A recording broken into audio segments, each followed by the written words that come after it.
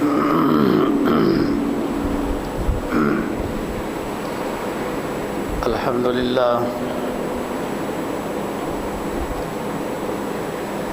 لله وكفى والصلاة والسلام على سيد الرسل وخاتم الأنبياء وعلى آله وأصحابه الذين أوفوا عهدا الذين هم خلاصة العرب العرباء وخير الخلائق بعد الأنبياء. أما بعد فأعوذ بالله من الشيطان الرجيم. بسم الله الرحمن الرحيم. وما كان الله ليعذبهم وأنت فيهم وما كان الله معذبهم وهم يستغفرون. قال النبي صلى الله عليه وسلم طوبى لمن وجد في صحيفته استغفارا كثيرا. صدق الله العظيم وصدق رسوله النبي الأمي الكريم. ونحن على ذلك لمن الشاهدين والشاكرين والحمد لله رب العالمين.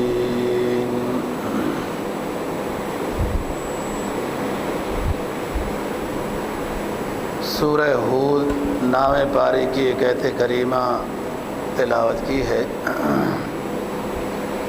اور جناب نبی پاک صلی اللہ علیہ وسلم کا ایک فرمان تلاوت کیا ہے جس کو امام نسائی نے روایت کیا ہے.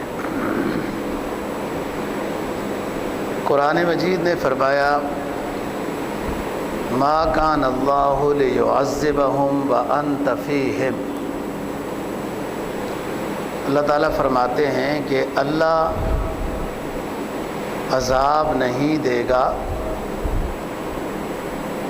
ان لوگوں کو کہ جن میں اے آپ صلی اللہ علیہ وسلم آپ جن میں موجود ہوں گے. اللہ ان لوگوں کو عذاب نہیں دے گا کہ سارے ختم کر دیے جائیں جیسے پہلے قوموں پر عذاب آئے قوم ہود سمود وغیرہ. ما کان اللہ لیعذبہم وانت فیہم. اللہ من حیث القوم سارے کے سارے لوگوں کو تباہ نہیں کرے گا جب تک کہ آپ ان میں موجود ہیں. یعنی نبی پاک صلی اللہ علیہ وسلم کی برکات میں سے فضائل میں سے یہ بات بھی ہے کہ آپ کا وجود باصعود جب تک ظاہری دنیا پر ہے تو آپ کی قوم پر ایسا عذاب نہیں آئے گا کہ ساری مٹا دی جائے، جبکہ پہلی قوموں پر ایسے عذاب آئے پیغمبر موجود ہوتے تھے. اللہ فرماتے تھے پیغمبروں کو کہ آپ اور جو آپ کے ماننے والے ہیں یہ فلانے ٹائم سے پہلے اس علاقے سے آپ تشریف لے جائیں فلانی جگہ. پھر اس قوم پر عذاب آ جاتا تھا. یہ صورتحال نبی پاک صلی اللہ علیہ وسلم کی موجودگی کی وجہ سے نہیں ہوگی، سمجھایا جاتا رہے گا. دوسری بات ما کان اللہ لیعذبہم وانت فیہم وما کان اللہ وہم یستغفرون. اللہ ایسے لوگوں کو بھی ختم نہیں کرے گا، عذاب نہیں دے گا کہ جب کہ وہ لوگ کثرت سے استغفار کرتے ہیں. اب دو باتیں بیان ہو گئیں عذاب سے بچنے کی. ایک تو نبی پاک صلی اللہ علیہ وسلم کا وجود باصعود کا دنیا میں ہونا اس کی برکت سے قوم پر عذاب نہیں آئے گا۔ اب اس نعمت سے تو ہم محروم ہیں، خیر القرون قرنی زمانہ گزر چکا ہے، لیکن دوسری شک میں اپنے آپ کو داخل کر سکتے ہیں۔ ما کان اللہ لیعذبہم وانت فیہم وما کان اللہ معذبہم وہم یستغفرون۔ جب لوگ کثرت سے استغفار کرنے والے ہوں تو اللہ عذاب نہیں بھیجے گا، ایسا عذاب کہ ساری قوم تباہ ہو جائے۔ اکثریت استغفار والی ہو، کچھ گنہگار بھی ہوں تو گنہگار بھی بچے رہیں گے استغفار کرنے والوں کی استغفار کی وجہ سے۔ جناب نبی پاک صلی اللہ علیہ وسلم کے فرمان کا مفہوم یہ ہے، آپ نے فرمایا طوبیٰ لمن وجد فی صحیفتہ استغفارا کثیرا۔ خوشخبری اس شخص کے لیے ہے جو میدان حشر میں اپنے اعمال نامے میں بہت زیادہ استغفر اللہ کی تسبیح پائے گا۔ خوشخبری ہے اس کے لیے۔ اور استغفر اللہ ربی من کل ذنب، یا صرف استغفر اللہ، اللہ میں معافی چاہتا ہوں، میں معافی چاہتا ہوں، یہ اتنا سا جملہ ہے، چلتے پھرتے اٹھتے بیٹھتے ہو سکتا ہے، سوتے جاگتے ہو سکتا ہے۔ جب انسان کا یومیہ کثرت استغفار، کثرت ذکر کا معمول ہو نا جی، عادت ہو نا جی، تو بندہ جب رات کو کروٹ بدلتا ہے تو تب بھی منہ سے الحمدللہ سبحان اللہ یہ جملہ بغیر اختیار کے نکلتا ہے۔ اس وقت تھوڑا سا بندہ بیدار ہوتا ہے، تبھی تو استغفر اللہ اونچی آواز سے نکلتا ہے نا جی۔ حدیث میں آتا ہے اس ٹائم جو شخص ہم سے جو دعا مانگے گا ہم قبول کرتے ہیں۔ سویا ہوا شخص ہے، کروٹ بدلتا ہے، استغفر اللہ سبحان اللہ الحمدللہ اللہ تیرا شکر، یہ جملہ جس کے منہ سے نکلتا ہے اللہ اس سے بہت راضی ہوتا ہے، اور اس وقت جو دعا مانگتا ہے اللہ تعالیٰ فرماتے ہیں ہم رد نہیں کریں گے۔ لیکن یہ مقام کیسے ملتا ہے کہ جب دن کی اختیاری گھڑیوں میں ذکر اور استغفار زیادہ ہو۔ جب دن کی اختیاری گھڑیوں میں کثرت استغفار ہو، تسبیحات ہوں، تو پھر انسان کی غیر اختیاری گھڑیوں میں اللہ کی طرف سے اس کی زبان سے ذکر جاری ہو جاتا ہے۔ میں تھوڑی تھوڑی صوفیاء کی بات آپ سے کرتا رہتا ہوں، زیادہ اس لیے نہیں کرتا کہ لوگوں کو ہو سکتا ہے سمجھ نہ آئے تصوف کیا ہوتا ہے، ذکر اذکار کیا ہوتا ہے، بیت ہونا کیا ہوتا ہے۔ جب انسان کثرت استغفار میں مصروف رہتا ہے تو انسان کی زبان تو زبان ہے، اس کا دل بھی ذکر میں مصروف ہو جاتا ہے۔ بے شک یہ بندہ یہ کام کر رہا ہے، اس کا دل ذکر کر رہا ہوتا ہے، یہ لطیف قلب ہے۔ اس سے اگلا مقام ہے لطائف ستہ، کہ پھر روح بھی ذکر کرتی ہے، پھر جسم کا ہر عضو بھی ذکر کرتا ہے، یہ اگلا مقام ہے۔ جب انسان اختیاری امور میں اللہ کو یاد کرتا ہے تو جہاں اس کا اختیار نہیں ہوتا پھر وہاں اس کی طرف سے اللہ اللہ ہو رہا ہوتا ہے۔ دن میں زیادہ ذکر کرتا ہے، زیادہ تلاوت کرتا ہے، یہ اس طرح کے وہی اس کو خواب بھی وہی آتا ہے، دکھایا بھی وہی جاتا ہے۔ تو فرمایا کہ عذاب سے بچنے کے دو طریقے ہیں، یا تو وہ زمانہ ہو جس میں آپ صلی اللہ علیہ وسلم موجود ہوں تو قوم پر عذاب نہیں آئے گا۔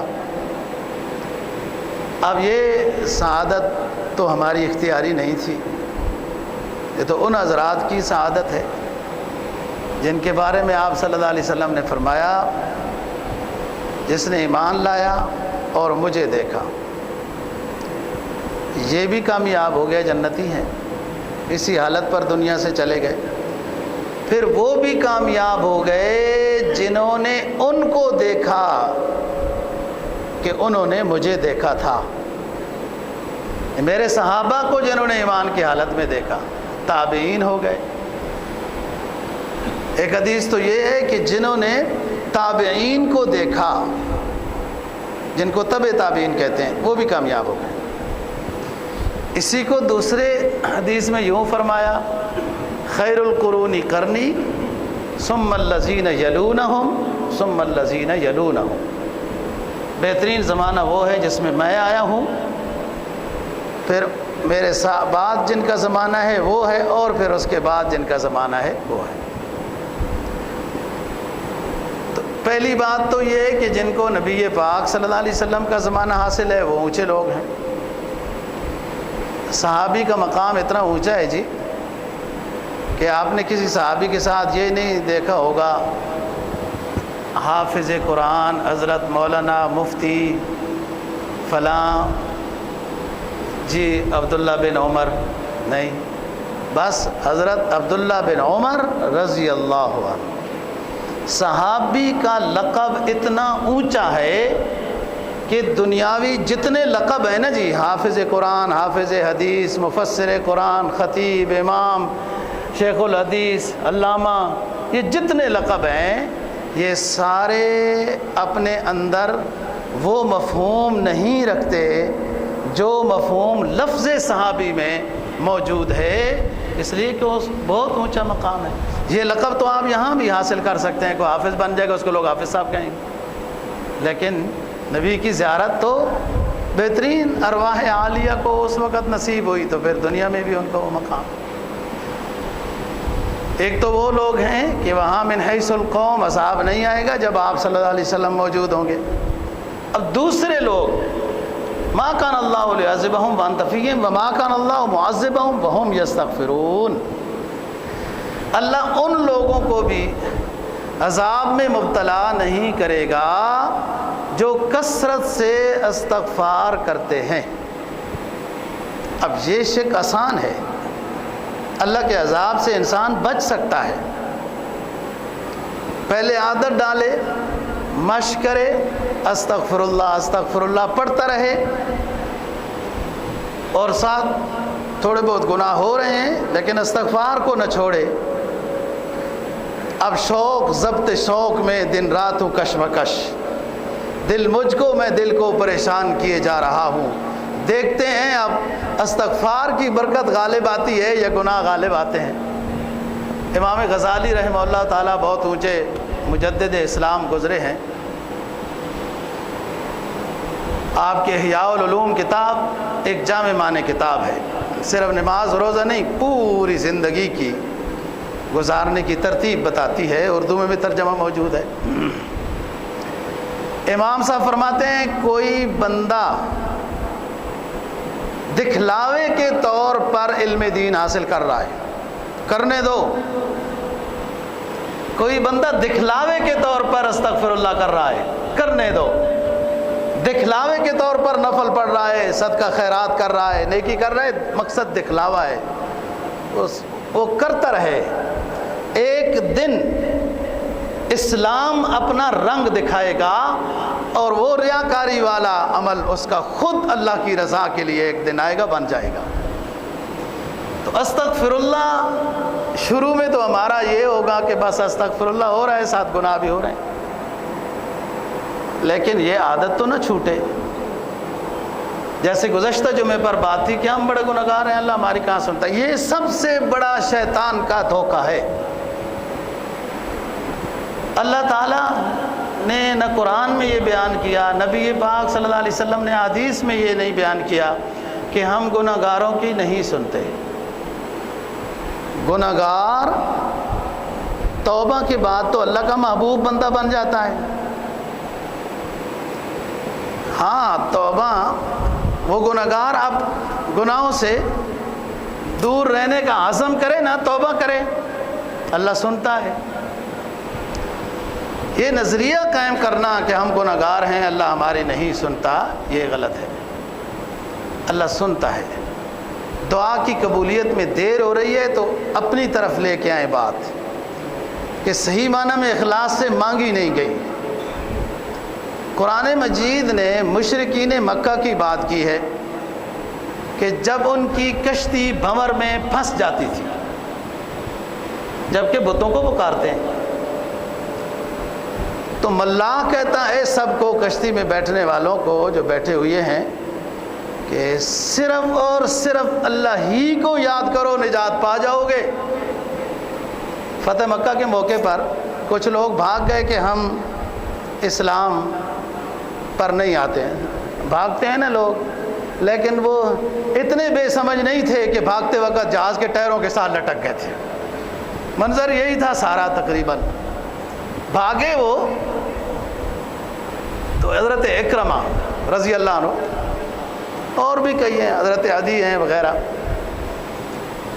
جدہ میں آ کے کشتی میں بیٹھے، کشتی بھنور میں پھنس گئی۔ ملاح بھی مشرک تھا، بیٹھنے والے بھگوڑے بھی اسی کے نظریے والے تھے۔ ملاح نے کہا بھائی سنو، کشتی جب بھنور میں پھنس جاتی ہے تو ہمارا تجربہ یہ ہے کہ خالص اللہ ہی کو جب پکارتے ہیں تو کشتی کو نجات مل جاتی ہے۔ وہ جو بھاگ کے آئے تھے نا ابھی عدی اور وغیرہ، انہوں نے کہا کشتی کنارے پہ لگاؤ۔ جب کشتی بھنور میں پھنس جاتی ہے تو محمد کے خدا کو یاد کرتے ہیں تو وہ نجات دیتا ہے، تو ویسے وہ نہیں نجات دیتا۔ سمجھانا یہ چاہتا ہوں کہ جو شرک کرتے ہیں اللہ تو ان سے ناراض ہے نا جی، وہ اللہ کے باغی ہیں نا، کھا پی کے اللہ کا جھکتے کسی اور کے سامنے ہیں، باغی ہیں، لیکن اللہ کے بندے تو ہیں، اللہ کی مخلوق ہے۔ باغی مشرک اللہ جن سے ناراض ہے، وہ بھی کسی ٹائم اخلاص کے ساتھ اللہ کو یاد کر دیں تو اللہ ان کی بات کو سن لیتا ہے۔ کافر، مشرک، باغی تو جو ہے ہی مسلمان گناہگار ہے نا جی۔ اللہ کا باغی ہونا اور چیز ہے، گناہگار ہونا اور چیز ہے۔ عذاب بغاوت پہ آتا ہے، گناہگار پہ نہیں آتا۔ گناہگار تو توبہ کر رہا ہوتا ہے، آج نہیں کل توفیق ہو جائے گی۔ قرآن مجید جو ہے کئی مقام پہ جب معذبین کا ذکر کرتا ہے نا تو کہتا ہے انما یؤخرہم الی اجل مسمی، غلطی تو انہوں نے بڑی کی ہے لیکن ہم ان پر عذاب فوراً نہیں بھیجتے، تھوڑی مدت کے بعد دیکھیں گے۔ نیچے مفسرین لکھتے ہیں اسلام کی تعلیمات کی روشنی میں کہ اللہ ڈھیل دیتا ہے باغی کو بھی، گناہگار کو بھی، کہ ابھی نہیں اس کو پکڑتے ہیں، ہو سکتا ہے توبہ کر لے، جی استغفار کر لے، توبہ کر لے۔ تو ڈھیل کا مقصد اللہ کی طرف سے مہربانی ہوتی ہے، گرفت جلدی نہیں ہوتی، تاکہ بندہ توبہ کر لے۔ انما نملی لہم، پھر ناراضگی ہوتی ہے کہ ڈھیل کے باوجود بھی لوگ کیا کہتے ہیں؟ مشرکین مکہ نے کیا کہا؟ اگر اللہ چاہتا تو ہمیں شرک نہ کرنے دیتا، ہم زمانہ ہو گیا، کئی 100 سال ہو گئے، ہم نے اپنے آباء و اجداد کو اسی طرح پایا، اللہ کو شرک ناپسند تھا، بتوں کے سامنے جھکنا ناپسند تھا، تو اب تک پکڑا کیوں نہیں ہے؟ یعنی اب ذرا دیکھیں شیطان ان کو سبق کیا پڑھا رہا ہے، اور بھی گناہگاروں کو سبق پڑھاتا ہے۔ یہ بندہ گناہگار ہے، شراب پیتا ہے یا گندا کام کرتا ہے، رشوت کھاتا ہے وغیرہ، پکڑا نہیں جا رہا، اس پر کوئی مصیبت نہیں آئی، اب اندر کوئی زنگ نہیں پورا لگ چکا نا، کوئی سیڈ باقی ہے نا جی، ختم اللہ علی قلوبہم ابھی نہیں ہوا، تو اس کو سوچ آئے گی کہ اللہ کتنا مہربان ہے، میں کتنا گناہگار ہوں، پھر بھی میرے اوپر عذاب نہیں آ رہا، مجھے توبہ کرنی چاہیے۔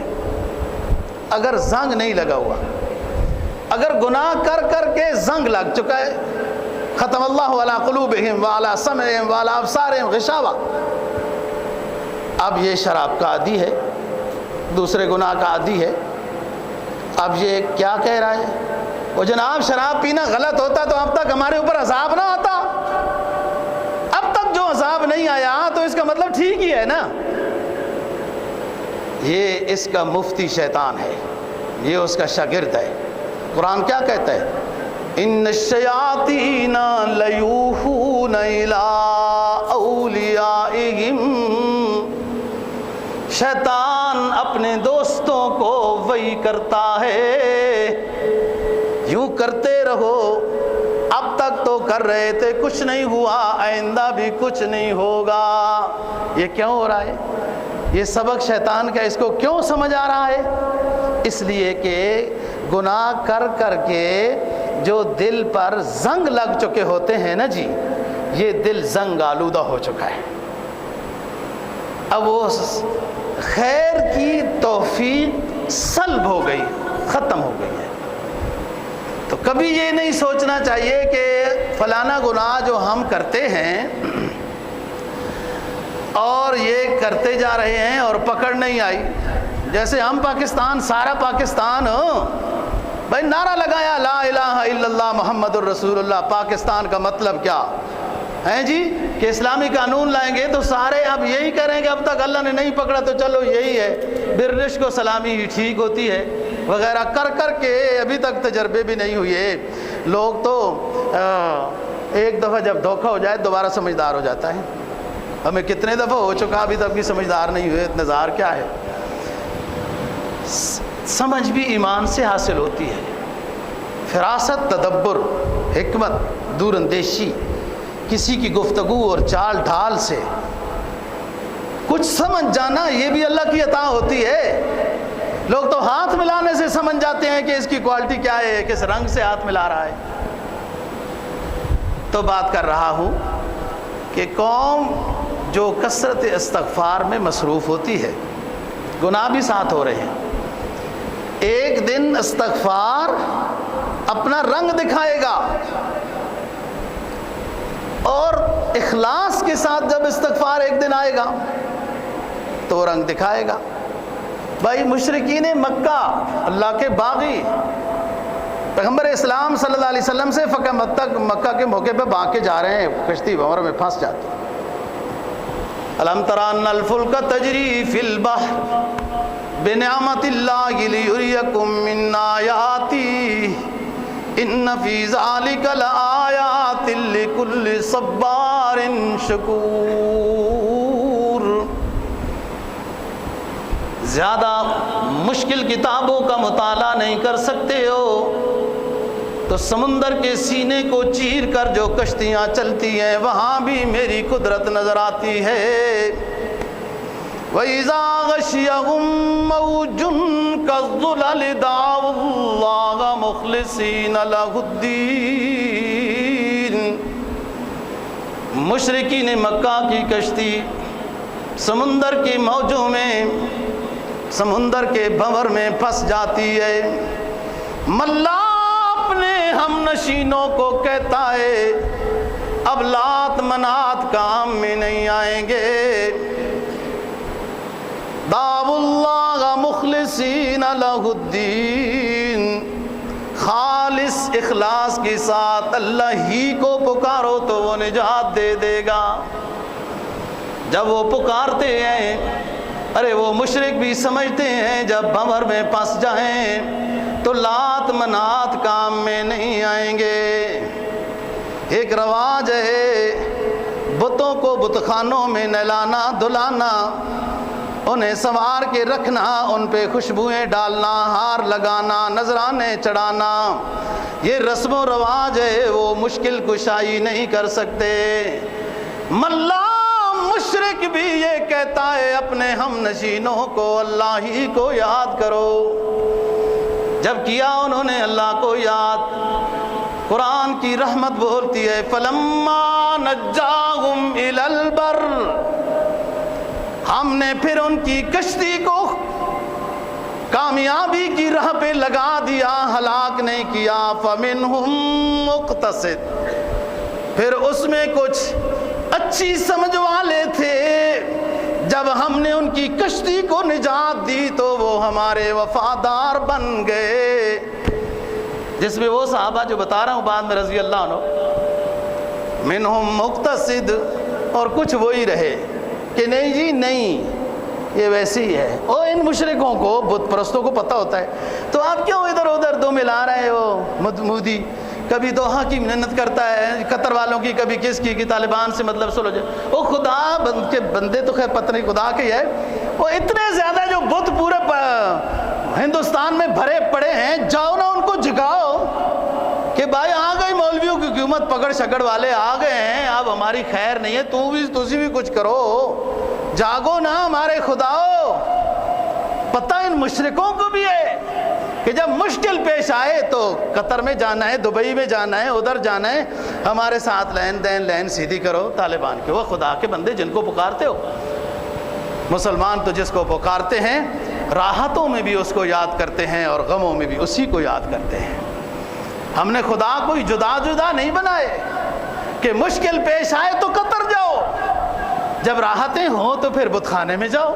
یہ کیا بات ہوئی جی؟ ما کان اللہ لیعذبہم وانت فیہم وما کان اللہ معذبہم وہم یستغفرون.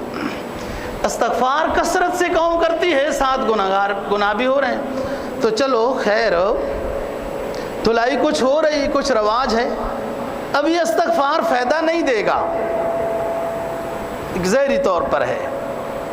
اس استغفار کو کیا کہتے ہیں صوفیاء؟ فَإِنَّ الْإِسْتِغْفَارَ يَحْتَاجُ إِلَى الْإِسْتِغْفَارِ، کہ بعض دفعہ ہمارا استغفار ایسا بیکار ہوتا ہے کہ اس استغفار پر بھی استغفار کی ضرورت ہوتی ہے. وہ بھی ریاکاری کے زمرے میں تھا یا کچھ تھا نا جی، لیکن امام غزالی کی جو بات کر رہا ہوں وہ کہتے ہیں کرتے رہیں، استغفار کرتے رہیں. یاد نہیں آتا تصویر رکھیں، کرتے رہیں. لوگ کہیں ریاکار، آپ کرتے رہیں، بس میں چلتے پھرتے کرتے رہیں. ایک دن اسلام اپنا رنگ دکھائے گا. یہ جو ریاکاری والا ہے، دکھلاوے والا جو استغفار ہے، یہ اپنا حقیقی رنگ لے گا.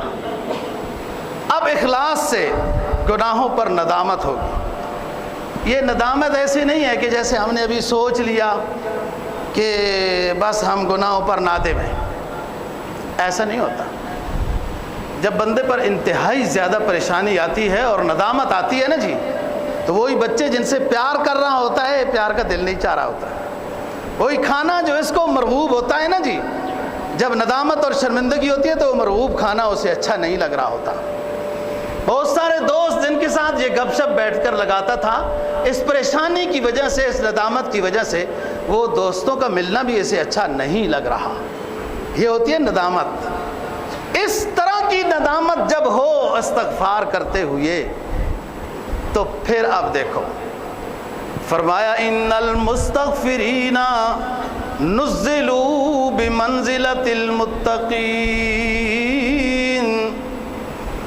جب حقیقی معنی میں اخلاص کے ساتھ استغفار کرنے والے بن گئے تو مستغفرین کثرت استغفار کی وجہ سے مقام تقوی لے لیں گے.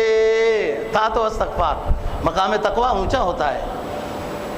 مقام تقوی تو یہ ہے کہ گناہ نہیں ہوتا، پھر گناہ کے تصور پہ استغفار ہوتا ہے. مقام تقوی یہ ہوتا ہے گناہوں سے بچ جانا ہے. نیکیاں بجا لانا آسان ہوتا ہے دوستو. دیکھو نا سب نیکی ماشاءاللہ آئے ہوئی ہیں، ہر نماز میں، روزوں میں بھی باہر. نیکی بجا لانا ایک حصہ ہے تقوی کا. تقوی کا اس سے اہم حصہ گناہوں کو چھوڑ دینا ہے. تو فرمایا جو کثرت استغفار کرتا ہے نا، تو شروع میں تو اس سے استغفار پر استغفار ہے، لیکن لگا رہا توانی ازاں دل کے پرداختن تو دانی کے بے او توا ساختن قبول است گرچہ ہنر نے استت بجزمات پناہ دیگر نے استت. یہ لگا رہا توبہ میں، غیبی آواز بھی آتی رہی تیرے توبہ قبول نہیں ہے، تیری توبہ قبول نہیں. ساتھ بیٹھنے والے شخص نے کہا او یار آواز آتی ہے کہ تیری توبہ قبول نہیں. اس نے کہا آتی ہے تو آتی رہے, اس در کے علاوہ توبہ کرنے کے لیے جاؤں کہاں؟ در تو یہی ہے نا جہاں سے توبہ قبول ہوگی. تو علامہ رومی نے اس منظر کو پھر پیش کیا کہ جب اس نے یہ جملہ کہہ دیا تو خدا کی رحمت بھی مچل گئی. کہا یار اس کا ہمارے ساتھ یہ نظریہ ہے. شیخ الحدیث صاحب تو لکھتے ہیں 70 سال اس کے گزر گئے تھے توبہ توبہ حج جمرے استغفار کرتے ہوئے, اور آواز آ رہی تھی نہیں قبول. یہ بھی ایک عنایت تھی کہ جو آواز آ رہی تھی نہیں قبول, تاکہ بندہ اور فکر کر لگ جائے نا. ہم تو جناب تھوڑا سا استغفار کیا اور نفل پڑھے, چادر اس انداز میں چھنڈ کے چلے کہ سارا کچھ معاف کرا کے جا رہے ہیں.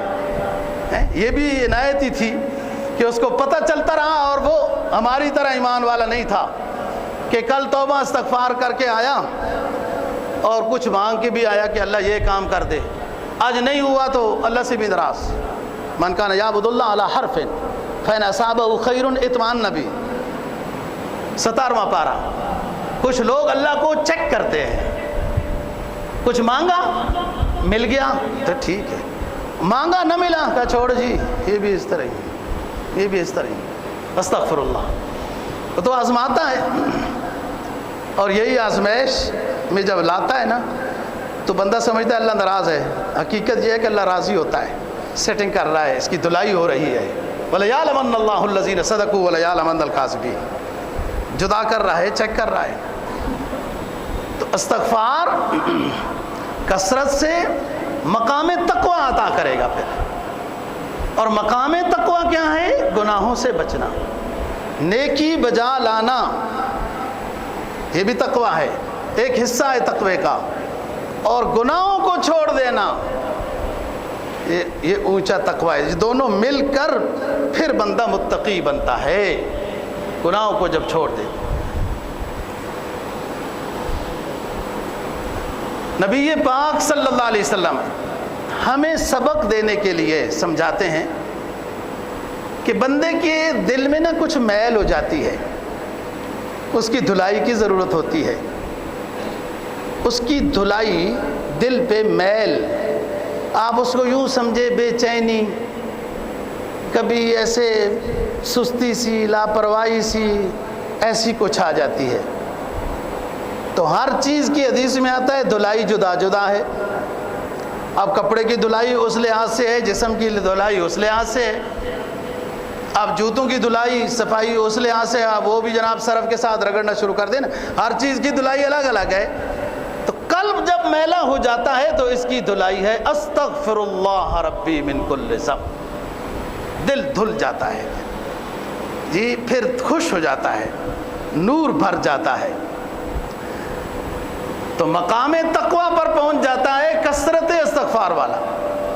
حدیث میں جناب نبی پاک صلی اللہ علیہ وسلم کا فرمان ہے, جو کثرت سے استغفار کرتا ہے, فرمایا من لزم الاستغفار جعل اللہ لہ من کل ضیق مخرجا ومن کل ہم فرجا ورزقہ اللہ تعالی من حیث لا یحتسب. کثرت استغفار کرنے والے کو 3 انعام ملتے ہیں. من لزم الاستغفار جعل اللہ لہ من کل ضیق مخرجا. کثرت استغفار کرنے والے کو ہر مشکل سے, ہر تنگی سے اللہ نجات عطا کر دیتا ہے. ومن کل ہم فرجا, طرح طرح کے غموں میں یہ ڈوبا ہوا ہے. اولاد کنارہ کشی کر رہی ہے, ظاہری صحت بھی اب رخصت ہو رہی ہے, بیگم بھی تیوڑیاں چڑھاتی ہے کہ جیب میں پیسے کم ہو گئے, بابو صاحب ریٹائر ہو گئے ہیں. ہر طرح کے غموم میں جب اس رب کو ٹوٹے ہوئے دل سے یاد کرتا ہے تو وہ اس کو اپنی رحمت میں لے لیتا ہے۔ فرجا، ہر غم سے نجات کا اعلان ہو رہا ہے، اور سب سے زیادہ پریشان کرنے والی چیز رزق کی تنگی، وہ اللہ کی عطا ہے جسے دے دے، نہ دینے پہ آئے تو ڈگریاں جنہوں نے فیلوں کی شکل میں اٹھائی ہوئی ہیں وہ پھر رہی ہیں رزق کی تلاش میں، اور دینے پہ آئے تو انگوٹھا چھاپ کو اتنا دے دیتا ہے کہ ڈگریوں والے اس کے ماتحت کام کرتے ہیں۔ فرمایا وَرَزَقَهُ اللَّهُ مِنْ حَيْثُ لَا يَحْتَسِبُ، تیسرا انعام کثرت سے استغفار کرنے والے کو یہ ملے گا، اللہ وہاں سے عطا کرے گا جہاں اس سے وام و گمان بھی نہیں ہوگا۔ کام بڑا تھوڑا سا ہے دوستو، موبائلوں میں گھس جانا، یوٹیوب کے جھوٹوں میں مدہوش ہو جانا، طرح طرح کے لہو و لعب کو دیکھنے سے اپنے آپ کو بچا کر تھوڑی دیر کے لیے اگر انابت اللہ میں ہو جائے، غم بھی دور، رزق کی تنگی بھی دور، ہر طرح کی پریشانیاں جو نافرمانیوں کی شکل میں آ رہے ہیں اللہ ان کو فرمانبردار بنا دے گا۔ نبی پاک صلی اللہ علیہ وسلم فرماتے ہیں اللہ تعالیٰ کو 3 آنکھیں بڑی پسند ہیں، ثلاثۃ اعین، 3 آنکھیں اللہ کو بڑی پسند ہیں، عین بکت من خشیت اللہ، ایک وہ آنکھ اللہ کو بہت پسند ہے جو اللہ سے ڈر کر آنسو بہانے لگ گئی، یہ ایک قطرہ آنسو کا دنیا میں توبہ کا، ندامت کا، استغفار کرتے ہوئے شرمندگی کا ایک قطرہ جہنم کے انگاروں کو بجھا دے گا۔ دوسری نگاہ عین سہرت فی سبیل اللہ، دوسری نگاہ اللہ کو اتنی پسند ہے جو جاگی، جس نے بیداری کی لیکن بیداری اس انداز میں کی کہ وہ اسلامی سرحد، اسلامی ملک کی سرحد پر رات کو یہ نگاہ جاگ کر پہرا دیتی رہی، یہ بھی بہت اونچی۔ وعین، اور تیسری نظر، تیسری آنکھ اللہ کو جو بہت پسند ہے، غمزت عن محارم اللہ، اللہ نے جن چیزوں سے منع کیا ہے رک جاؤ، یہ رک جاتی ہے، نظر ادھر اٹھاؤ ادھر نہ اٹھاؤ، یہ بولو یہ نہ بولو، یہ سنو یہ نہ سنو، یہ سونگو یہ نہ سونگو، یہ کھاؤ یہ نہ کھاؤ، یہ سوچو یہ نہ سوچو، ادھر چلو ادھر نہ چلو، غیر اللہ کے سامنے نہ جھکو اور جھک جاؤ اپنے رب کے سامنے، اب اللہ اپنی رحمت میں تمہیں لے لے گا۔ غمزت عن محارم اللہ، یہ 3 باتیں ہیں اور کوئی مشکل بھی نہیں، اللہ سے ڈرنا ہے، رونا ہے، اللہ سے ڈرنا، یہ بھی تماشا ہی ہو گیا نا، دیکھو آپ اس کو بھی رونا آ گیا، اللہ کے غضب سے، خشیت سے ڈر رہا ہے، اور یہ تنہائی حضرت دنیا کے سامنے نہیں ہے، تنہائی میں رونا، یہ رواج بن جاتا ہے بعض دفعہ، اور لوگ بھی کہتے ہیں مولوی صاحب نے آج دعا کرائی بڑے روئے تھے، چلو کبھی اتفاق سے یوں اتفاق سے رونا آ جائے الگ بات ہے، تنہائی کا رونا اللہ کو پسند، اور اپنی عبادت کر کے لوگ ہماری تعریف کرنے لگ جائیں کوئی اس سے خوش نہیں ہونا چاہیے. ان کی تعریف کا ہمارا کیا ریٹ ہے؟ دیکھو ایک بزرگ نے بڑی پیاری بات کہی ہے کہ ہم سب اللہ کے غلام ہیں، اور ایک غلام دوسرے غلام کو کہتا ہے یار تو بڑا اچھا ہے، تو بڑا نیک ہے، تو بڑی بھلی ہے تمہاری. غلام کا ریٹ نہیں لگاتا ہوتا. ہم اللہ کے غلام ہیں، آقا ہمارا اللہ ہے، اللہ کا حبیب ہے صلی اللہ علیہ وسلم. وہ کہیں کہ اس بندے سے ہم راضی ہو گئے تب ریٹ لگا ہے، تب خوش ہوا. ایک صحابی کو کوئی لڑکوں نے کوئی ایسی کوئی بات کہہ دی تو انہوں نے کہا رکو بچوں رکو، کوئی بات نہیں، ناراض وہ اگر اللہ ہم سے راضی ہے تو کوئی بات نہیں، تم نے یہ کہہ دیا تو کوئی بات نہیں. تو بات یہ ہے دوستو، کثرت استغفار کے بعد حقیقی استغفار نصیب ہوتا ہے، پھر دل ٹوٹتا ہے، پھر ایک ایک گناہ انسان کو یاد آتا ہے اور اپنی زندگی بڑی تھوڑی سی محسوس ہوتی ہے. اور یہی اصل چیز ہے. اقبال مرحوم کیا کہتا ہے؟ تو بچا کے نہ رکھ اسے، یہ آئینہ ہے وہ آئینہ، جو شکستہ ہو تو عزیز تر ہے نگاہ آئینہ ساز میں. جب تک تیرا دل ٹوٹے گا نہیں، اپنے گناہوں کو یاد کر کے چیخیں نہیں لگائے گا، دل خشیت میں جب تک نہیں ڈوبے گا، یہ تیرا آئینہ جب تک ٹوٹے گا نہیں، عند اللہ اس کا کوئی مقام نہیں ہوگا. جب یہ دل ٹوٹے گا، یہ زخمی ہوگا، یہ پریشان ہوگا، کثرت استغفار میں لگے گا اور اس کا ترجمہ نگاہوں سے آنسوؤں کی شکل میں اتر آئے گا. پھر اللہ راضی ہو جائے گا.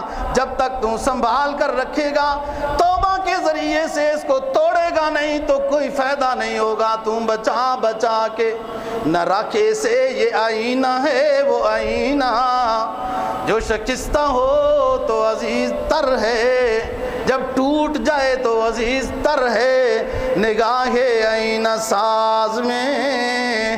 اللہ تعالی ہم سب کو اسلام سمجھنے اور عمل کی توفیق نصیب فرمائے. وآخر دعوانا الحمدللہ.